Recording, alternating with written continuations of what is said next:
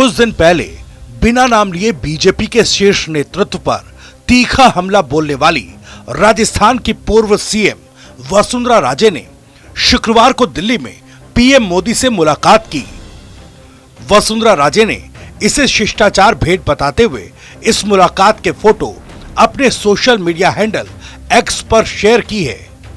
लेकिन राजे के पीएम मोदी से इस मुलाकात के कई मायने निकाले जा रहे हैं। या एक तरीके से कहा जाए तो राजस्थान की राजनीति में इस मुलाकात के बाद मानो हलचल बढ़ गई हो। दरअसल राजे बीते कई दिनों से अलग अलग कार्यक्रमों में बिना किसी का नाम लिए ही सियासी तीर चलाती रही हैं। राजे की इस मुलाकात के बाद सियासी गलियारों में कई तरह की चर्चाएं हैं।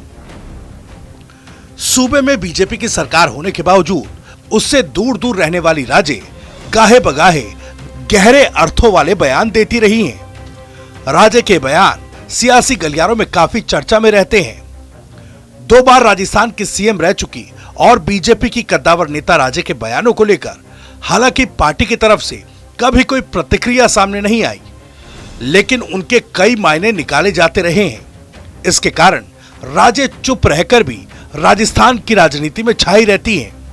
राजे ने बीते दिनों नवंबर के महीने में झालावाड़ में महाराणा प्रताप की प्रतिमा का अनावरण करते हुए कई सियासी तीर चलाए थे।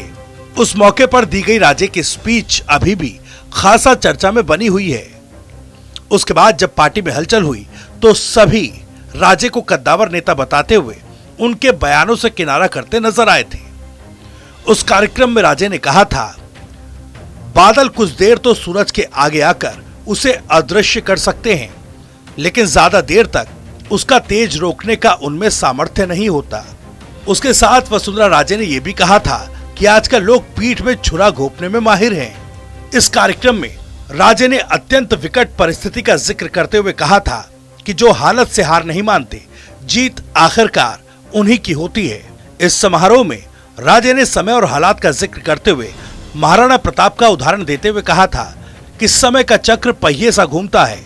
कभी कभी महलों में मखमल पर सोने वाले राजा को भी जंगलों में कांटों पर सोना पड़ता है। अब इन बयानों के करीब 1 महीने बाद राजे की पीएम मोदी से मुलाकात हुई और इस मुलाकात ने राजनीतिक गलियारों में हलचल मचा दी है।